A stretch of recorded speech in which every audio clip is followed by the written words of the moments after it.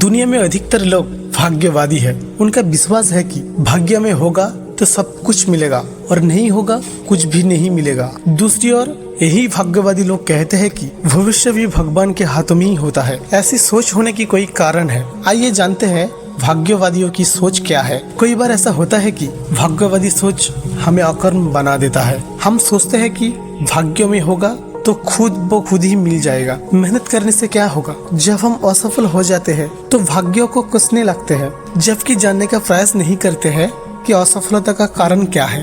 भाग्यों के भरोसे रहने से जिंदगी का मूल्यवान समय गुजर जाता है और आदमी फिर अंत में सोचता है कि मेरा भाग्य में यही लिखा था। भाग्य एक समय बाद निराशा की खाई में धकेल देता है। भाग्य उसी का जागृत होता है जो कर्म का छोटा सा चाका घुमा देता है। भाग्य और कुछ नहीं है बल्कि कर्म का ही फल है। आइए जानते हैं कर्मवादियों का सोच क्या है। जब तक हम कुछ करेंगे नहीं तब तक हम कुछ बनेंगे नहीं। इसीलिए करने के बारे में सोचो, बनने के बारे में नहीं। इंसान अपने कर्म से ही महान बनता है और कर्म ही उसे सफल बनाता है। कर्म करने वाले कभी भूखा नहीं मरते हैं, चाहे कितनी ही समस्या क्यों ना आपको सामने खड़ा हो।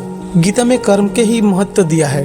कर्म करो, फल का चिंता मत करो, क्योंकि फल तो तुम्हें मिलेगा ही।